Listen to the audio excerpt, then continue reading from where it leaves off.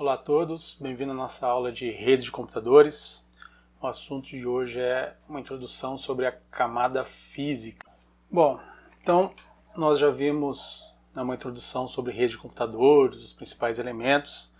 Vimos principalmente o modelo ISO-OSI, vimos o modelo TCP/IP. Tá? Quem não viu isso, eu sugiro que veja os outros vídeos, assista às outras aulas, porque é importante saber desses aspectos para entender o que a gente vai falar hoje, tá? Então nós estamos nos baseando no modelo TCP/IP de 5 camadas, que é um modelo híbrido, tá? Que ele é mais didático, tá? Que está representado aqui nesse slide. Então a gente vai falar hoje sobre camada física, né? E futuramente nós vamos falar sobre camadas de enlace, interrede, transporte, aplicação. Tá? Nós já vimos todas essas camadas e detalhamos todas essas camadas. Então para quem já viu, né, a gente já sabe que a camada física faz o quê? Ela pega os bits e converte em uma forma interpretável pelo meio. Então, diferente de tudo que a gente fale aqui hoje, né, o que você tem que lembrar, essa é a função principal. Você tem que tentar achar essa função, né, no meio de tudo isso que a gente vai falar. Além disso, a camada física tem vários elementos, nós vamos falar, né, mais em detalhes sobre alguns desses elementos hoje. Bom, então o que seria exatamente essa pegar bits e converter em uma forma interpretável pelo meio?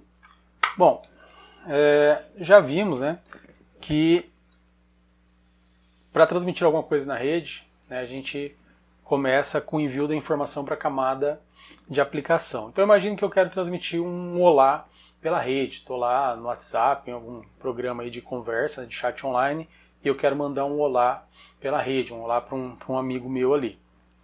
Então o que eu faço? Eu vou digitar isso no computador, no programa, novamente pode ser o WhatsApp, por exemplo, e vai começar o processo de descida pela rede. Então eu vou passar pela camada de aplicação, pela camada de transporte, interrede e enlace. Cada um, né, vai fazer um papel dentro da rede ali, mas o mais importante é que até a camada de enlace, né, a nossa informação ainda não saiu do computador, ele está dentro do computador. Então o que eu tenho aqui dentro são bits, né, que essas informações são codificadas em bits. Aqui está, né, os bits da palavra olá, ok? Então o O aqui, por exemplo, é essa sequência aqui, né, de zeros e uns que está em negrito, essa primeira sequência, né, o L seria a próxima aqui e o A com acento seria a seguinte aqui, está na codificação UTF-8. Então até aqui a informação está dentro da memória, né, esses zeros e uns estão dentro da memória principal do computador, né, ou no buffer da placa de rede ali para ser enviado pela frente. Então a camada física tem que fazer o quê? Ela tem que pegar esses bits aqui e converter numa forma propícia de enviar isso para frente. Então, por exemplo, isso aqui, né, esse cabo aqui é um cabo metálico, então eu vou converter isso aqui em pulso elétrico. Então eu tenho um jeito de converter esse 0 e 1 para pulso elétrico e do outro lado tem que fazer o contrário. Tá? Então é isso basicamente que a camada física vai fazer no nosso caso aí. Então aqui, né, estamos representando essa conversão em ondas digitais aí. Então um ciclo embaixo aqui significa 0, né, e um ciclo em cima significa 1. Tá? Então tem aqui o nosso O, né, um 0, 1, 0, 0, 0. E depois 1, 1, 1, 1. Tá? Então esse representaria o nosso O. Então estou mandando isso, imagine que seja, né, um choque, né, é um 0, 2 choque é 1, né, tal como a gente já explicou nos primeiros slides aí. Vou ter que dar um jeito de converter 0 em 1 em alguma forma que o meio entenda. Do outro lado tem que fazer o contrário, tem que entender isso, né, e voltar para 0 em 1. Tá? Então se a outra máquina veio passando um pulso lá elétrico, é um 0, 2 pulsos elétricos é 1. Não importa como vai fazer isso, né, cada camada física pode fazer isso de uma forma diferente. Né? O que importa é que eu tenho que entender que isso vai passar pelo meio de transmissão. Então o que eu tenho aqui? Tá? Eu tenho a geração da ideia padrão ou imagem que eu quero transmitir, que é o meu olá. Tenho essa descrição padrão, né, na imagem aqui, né, que pode ser a ideia da codificação no computador aqui desse olá, no ASCII. E depois tem essa codificação para ser transmitido pela rede. Então vou pegar esses zeros e uns e vou mandar isso para frente. Do outro lado, então imagina que estou recebendo a informação que veio daquela ponta que a gente viu anteriormente, né, eu vou ter o contrário. Eu vou pegar essa codificação, tá, vou pegar essa forma no meio aqui, então essa minha modulação aqui, que está aqui embaixo, e vou começar a converter isso novamente para 0 e 1. Então o computador vai olhar lá do outro lado e falar assim, ó, esse momento aqui embaixo é um 0, então coloca um 0 aqui, né, na memória desse computador aqui, na camada de enlace. Esse momento em cima aqui significa o 1, então codifica isso para mim aqui. Tá? Então ele vai fazer nessa parte, a camada física desse computador vai fazer o processo inverso, né? Se um converteu dos bits na forma, o outro vai pegar a forma e vai converter em bits. Tá? Então vai ser essa função da camada física aqui e vai entregar isso para a memória, para o sistema operacional da máquina do outro lado, que vai interpretar a informação. Tá? Então o que aconteceu aqui do outro lado? Eu tive a transmissão, no caso aqui foi a recepção, tá? A decodificação e reprodução desses sinais aqui e a recriação da ideia, né, padrão ou imagem, com uma possível degradação. O porquê, né, dessa degradação tem vários aspectos, né? A gente vai ver depois que na camada física pode acontecer alteração da informação, tá? Isso pode gerar algum tipo de degradação. Também quando eu peguei a informação, então tipo, eu tirei uma foto e vou mandar essa foto para um amigo.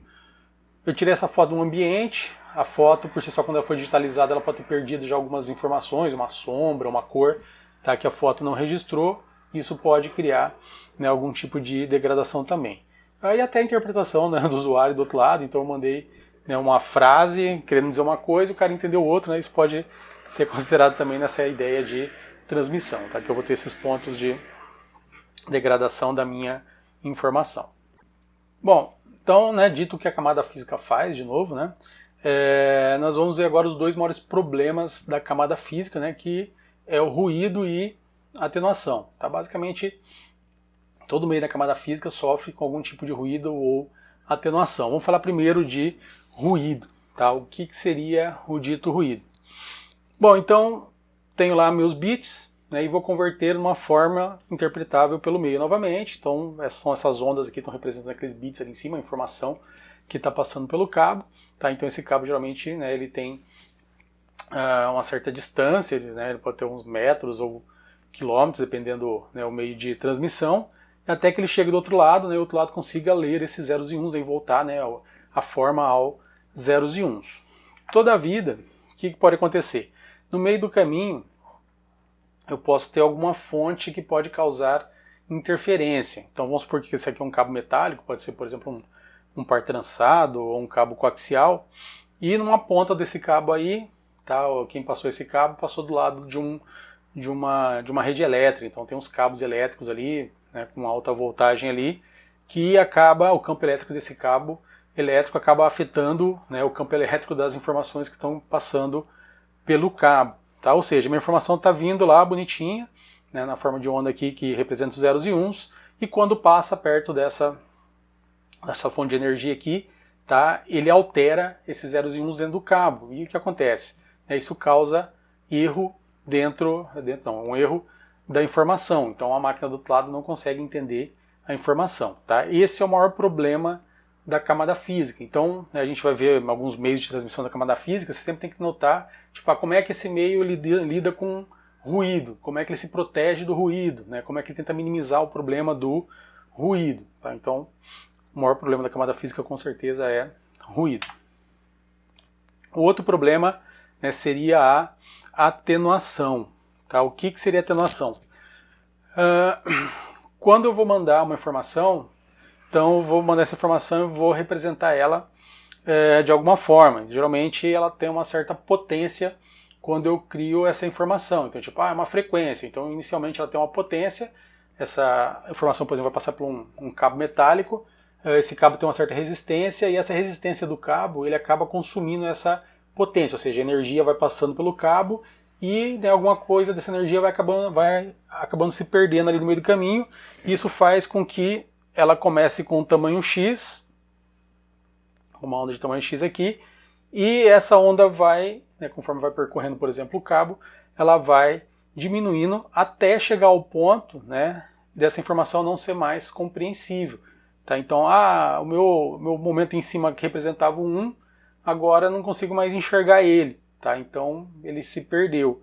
Então, o que acontece? Do outro lado também, né, não consigo receber a informação e não consigo mais voltar a forma, né, para os bits. Então, não consigo mais voltar a informação para os zeros e uns. Tá? Então, a atenuação é um problema aí na camada física. Tá, o que eu posso fazer? Eu posso colocar um repetidor, por exemplo. Quando o sinal estiver ficando fraco, eu coloco um repetidor, esse repetidor pega a informação, volta para 0 e 1 e novamente, né, manda para o outro lado com um sinal mais forte. Tá? Então, uma solução da atenuação poderia ser essa daí. Alguns meios de transmissão, a gente vai ver depois, né, sofrem mais efeitos de atenuação e outros sofrem menos. A gente deu a ideia de cabo ali, né, mas isso acontece também no meio sem fio. Então, eu vou usar transmissão por Wi-Fi, então por radiofrequência. Tá? Então, o que acontece? Estou lá com o meu access point, né, aqui de um lado aqui, e eu vou transmitir isso, né, para um computador ou para um access point do outro lado. E no meio do caminho, né, alguém foi lá, por exemplo, e ligou um micro-ondas. A hora que eu liguei o micro-ondas, ele pode causar, né, enviar uma radiofrequência ali, né, um sinal na mesma faixa ali da minha transmissão de dados e causar a minha interferência novamente. Ou alguém foi lá, bem na hora que eu estou transmitindo ali, apertou o controle remoto do portão eletrônico para abrir o portão. Tá, e esse controle também está na mesma frequência dos meus access points, isso causou algum tipo de interferência. Tá? Então isso também acontece no meio sem fio. Tá? A mesma coisa da atenuação. Tá? Atenuação, que a minha voz, por exemplo, ela está sendo transmitida, né, por frequência audível. Então o que acontece? Eu estou falando aqui, né, no ambiente que eu estou, e provavelmente minha voz ela não está indo, né, para a casa do lado, né, para o quarteirão do lado. Tá? Porque ela tem uma potência e essa potência não alcança esses ambientes.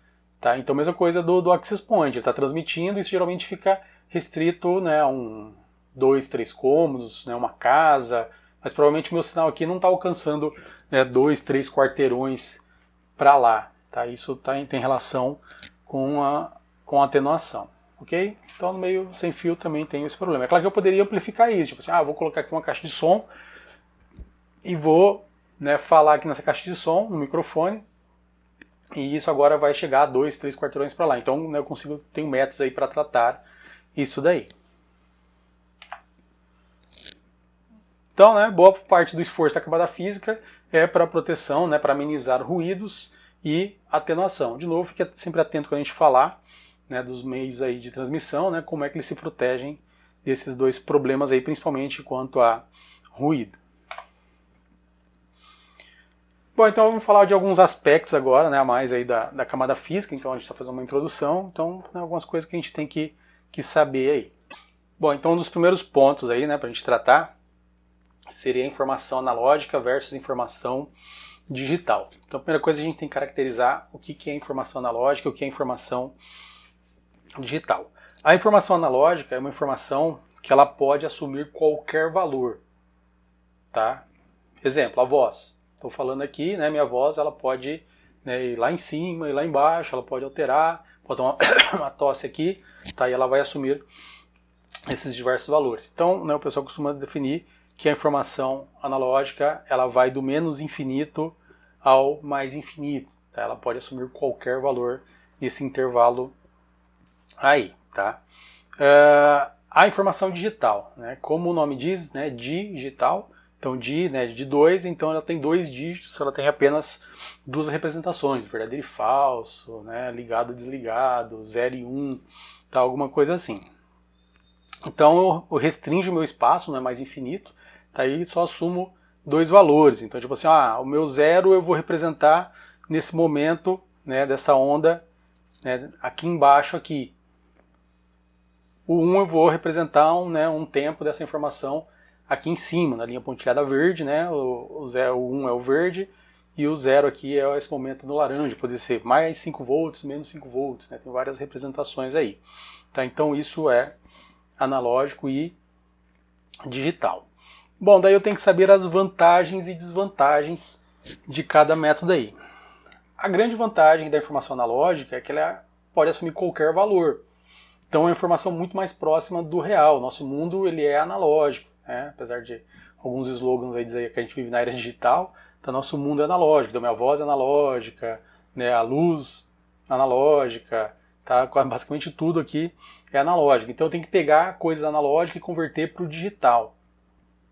Já no analógico não, se eu estou trabalhando com analógico, tá, a informação fica mais próxima do real. Por exemplo, eu vou gravar né, o meu áudio e vou gravar isso no vinil, né? O vinil, um disco de vinil antigamente ali, né? Para quem não conhece, depois na frente tem um slide ali mostrando, mas ele grava informação num formato analógico, então informação muito próxima do real. Basicamente, para voltar a informação ao que era, eu uso uma agulhinha lá, um alto-falante, a informação já, né? Minha música já toca, minha voz já sai, tá só com esse pouco de tecnologia aí. Então, por quê? Porque a informação do vinil ela é muito próxima do original. Só que tem um problema, né? Quem já escutou o vinil tem chiados. Então, por exemplo, eu olho lá para minha informação, para minhas ondas aqui, vamos supor que é um vinil, e como é que eu sei que esse pico aqui alterado, aqui diferente dos outros, se ele é um ruído ou não? Então, no analógico é muito mais difícil de identificar isso, porque, de novo, o analógico pode assumir qualquer valor. Isso aqui pode ser parte da música, parte da minha voz, ou pode ser um ruído. Tá? A mesma coisa aqui, ó, eu tenho uma amplitude maior aqui, né? Ó. E aí, nessa onda maior, nessa onda mais larga aqui, ela está correta ou não?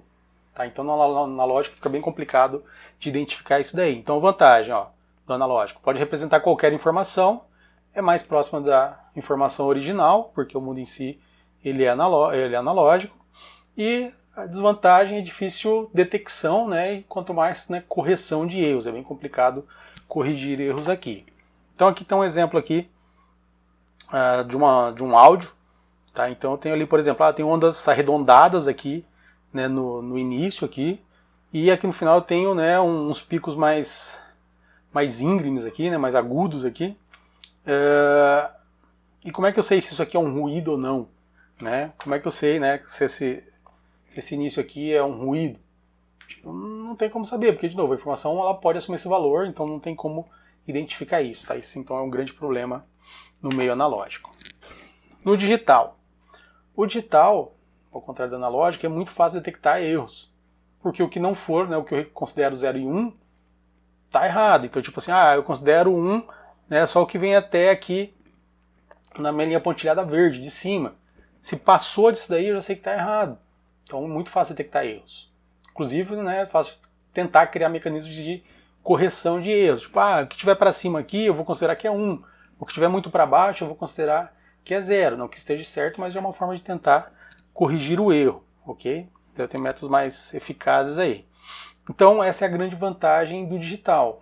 Todavia, né, como mais ou menos eu já falei, o digital ele normalmente não representa a informação original.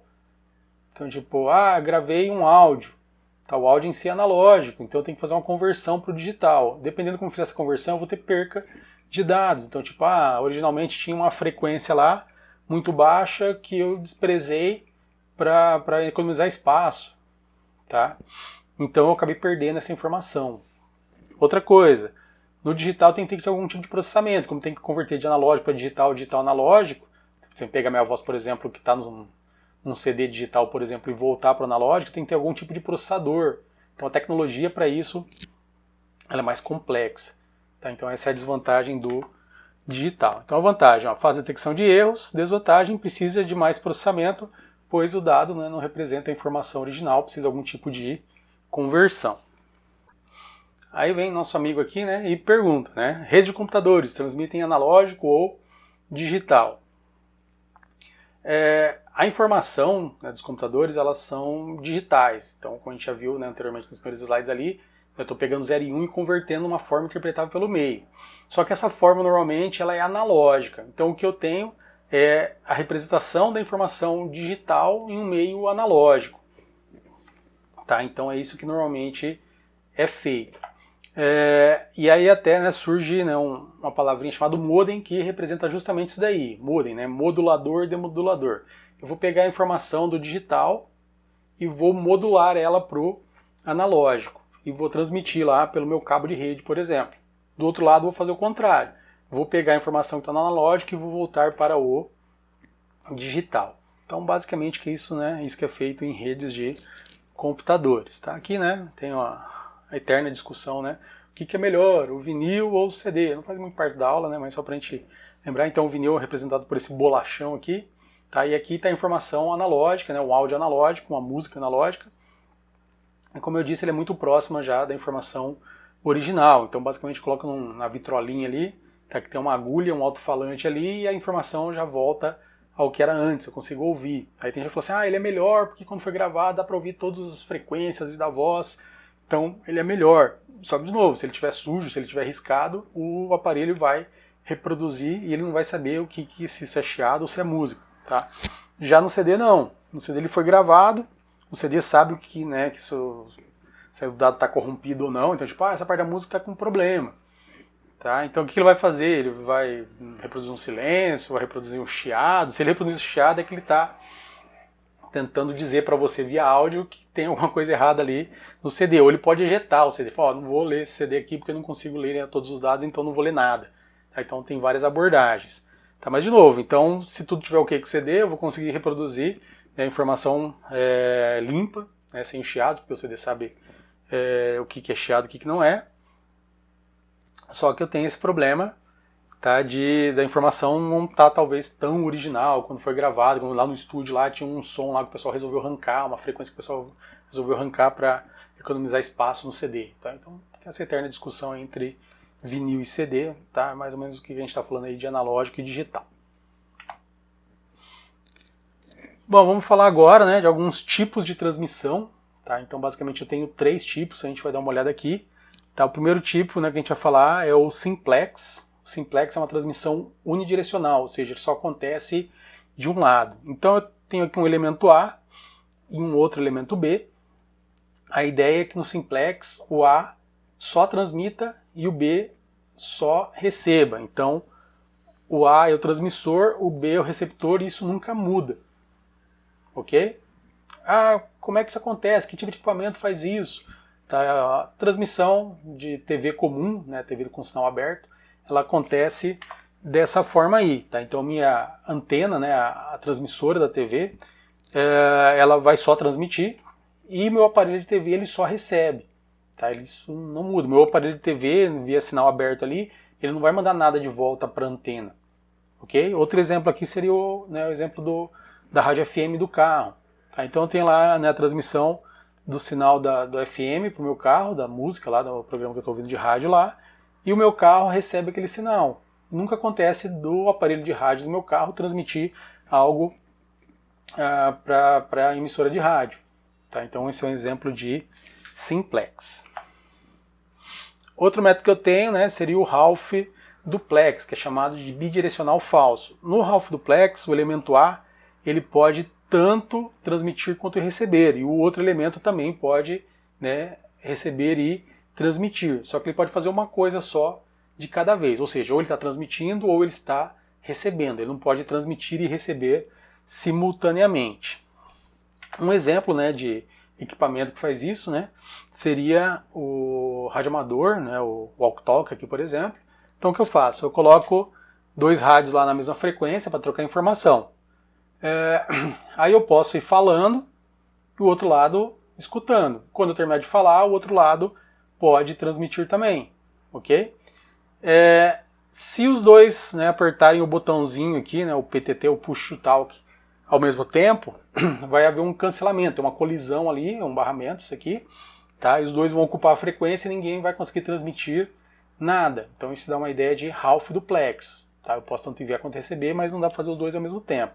Aí, a gente vai ver isso futuramente, mas eu posso implementar alguma coisa em nível de camada de enlace. Por exemplo, eu quero fazer controle de acesso ao meio. Então, tipo, eu vou transmitir, o A vai transmitir, quando ele terminar de transmitir, ele tem que falar câmbio, ou tem que falar QSL, informando que ele não vai transmitir mais nada, que o outro lado pode falar. Tá? Então essa é uma forma de controle de acesso ao meio. Tá? O outro só pode falar quando der um OK. Tá o exemplo aqui, ó. Tem um radinho aqui. Então quando eu aperto esse botãozinho aqui, que é o PTT, eu posso falar. Soltei o botãozinho aqui, tá? Daí o outro lado pode falar, se dois apertar, ou mais, apertar o botão ao mesmo tempo, isso vai bloquear a transmissão e ninguém transmite mais nada. Tá? Então esse é um exemplo do Ralph duplex. Full duplex, esse é o verdadeiro bidirecional. Então aqui, o meu dispositivo ele pode enviar e receber simultaneamente. Então eu estou transmitindo e ao mesmo tempo eu posso estar recebendo. Tá? Um exemplo de dispositivo que faz isso é o telefone. Tá? Então o telefone, estou lá falando lá no telefone e ao mesmo tempo que eu estou falando, a pessoa pode estar do outro lado falando comigo também. tá? É uma confusão, né? Mas dá para fazer isso no telefone, consigo, né, escutar e falar ao mesmo tempo.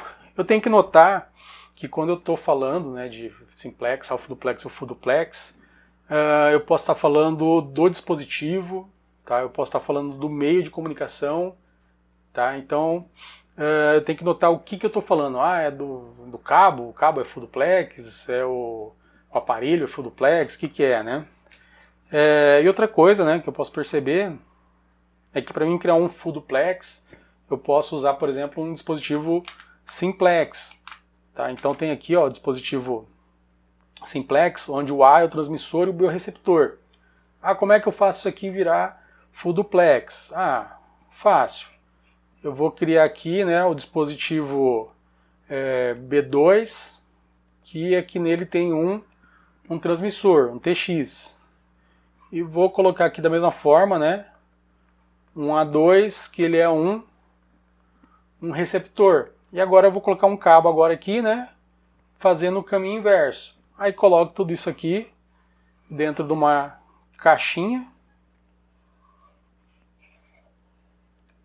E sei lá, chamo um de dispositivo alfa e outro beta, e agora eu posso falar, o alfa ele é full duplex. Beleza? Detalhe é que ele ficou mais caro. Tá? Se antes só tinha um transmissor e um receptor, agora em cada dispositivo eu tenho um transmissor e um receptor. Ok? Aí talvez, por exemplo, não, mas eu não quero passar dois cabos, quero passar um cabo só.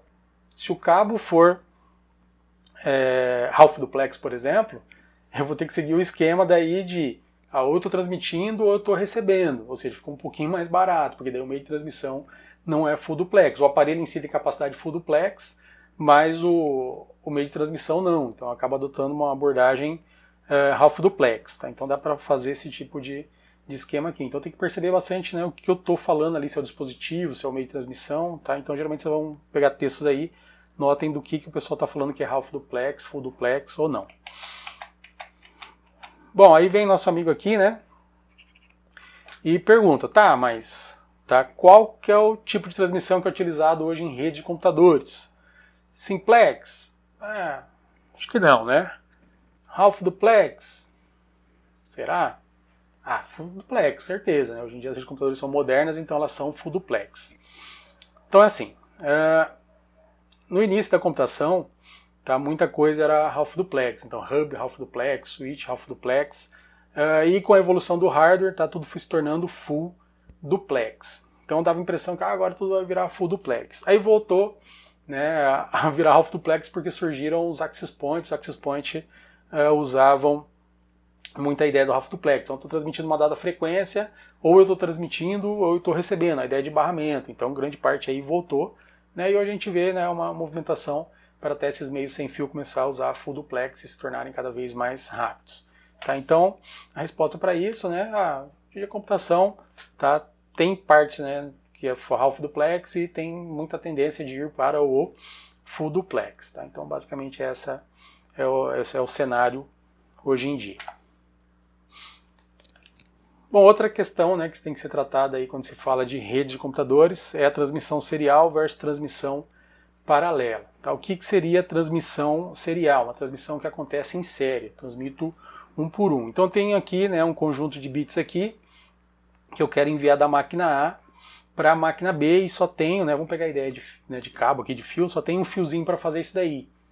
Então, num dado momento no fio, eu só consigo fazer um símbolo ali para representar um bit. Então, ou vou representar o símbolo, né, do 0 ou o símbolo do 1. Então, eu vou conseguir enviar apenas uma coisa de cada vez. Então, inicialmente, eu vou mandar esse 0 aqui. Então, no primeiro, né, dado tempo aqui, no primeiro momento, eu envio 0. Aí enviei o 0, o cara recebeu do outro lado, colocou, opa, mandaram um zerinho lá. Vou mandar mais 1. Então, num segundo dado tempo aqui, eu mando esse 1 que estava aqui na fila. Ele passa pelo cabo e chega do outro lado. Então, nesse esquema aqui, né, eu demoraria 8 tempos aqui, né, para enviar esses 8 bits aqui. Ok? Então, isso seria uma transmissão serial. Eu enviando a informação em série, eu enviando a informação uma a uma. Transmissão paralela. mesma sequência de bits lá, vou enviar para o outro lado, só que agora eu tenho 8 fiozinhos aqui. Então, a princípio, posso pegar esse primeiro bit aqui, que é o 0, colocar no primeiro fio, pegar o segundo bit aqui, que é o 1, colocar no segundo fio, tá, o terceiro bit, que é um 0, no terceiro fio, assim sucessivamente, até chegar no oitavo bit, que é o 1, e colocar no oitavo fio. E aí, eu vou transmitir tudo em um único tempo. Ou seja, esses 8 bits aí eu consigo mandar num único pulso de clock, por exemplo. Tá? Eu não preciso dos 8 anteriormente.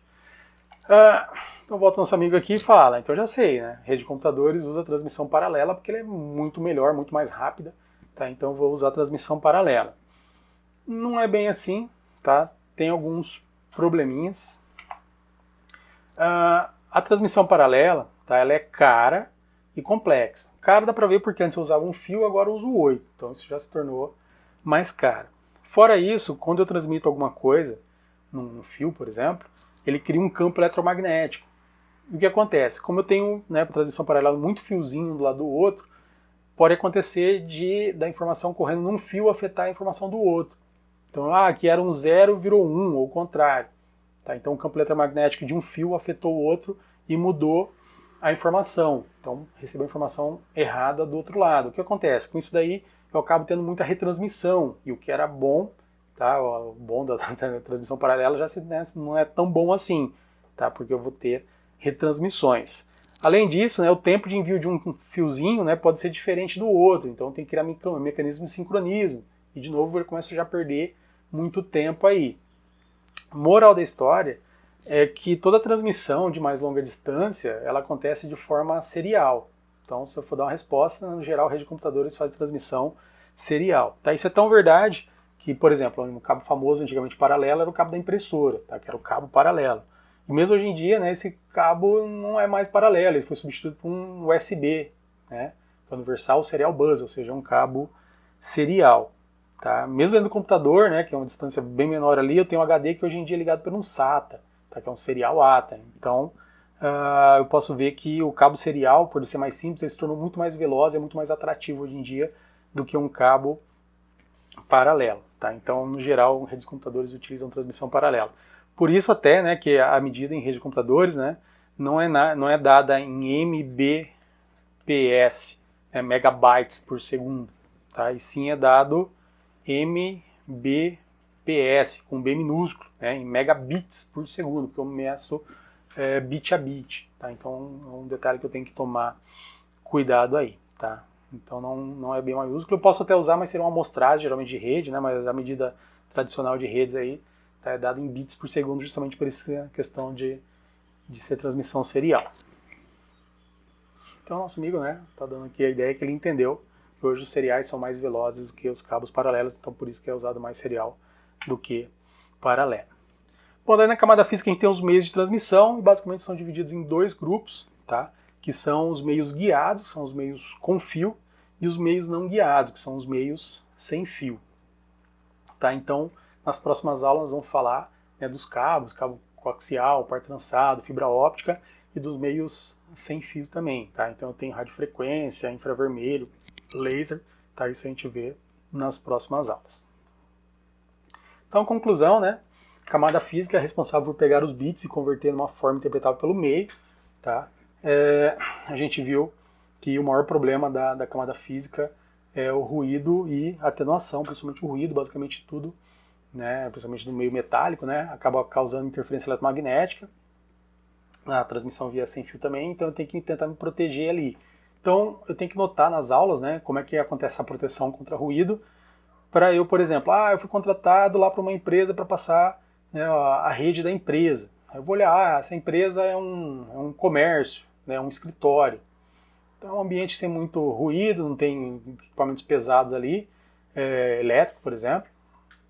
Então, pode ser um cabeamento normal, não precisa ser uma coisa com muita blindagem, que é muito caro para proteger contra ruído. Não, eu vou fazer o cabeamento lá de uma indústria, lá tem um monte de motor, tem torno, tem solda. Tá? Então, o que eu tenho que fazer? Não, esse ambiente aqui vai causar muita interferência, então eu já tenho que pensar em cabos, né, que tem blindagem, por exemplo, para fazer proteção contra ruído. Tá? Então, é isso que a gente tem que tentar perceber quando a gente for falar dos meios de transmissão. Como é que eles se protegem contra ruído? Qual que é a distância de um cabo? Tá, eu posso puxar um cabo por 1 quilômetro e não vai ter problema, vou conseguir chegar com a informação do outro lado. Tá, então são pontos ali que eu tenho que perceber na camada física, que é o que a gente vai fazer nas próximas aulas. Ok? Então ficamos por aqui. Até mais.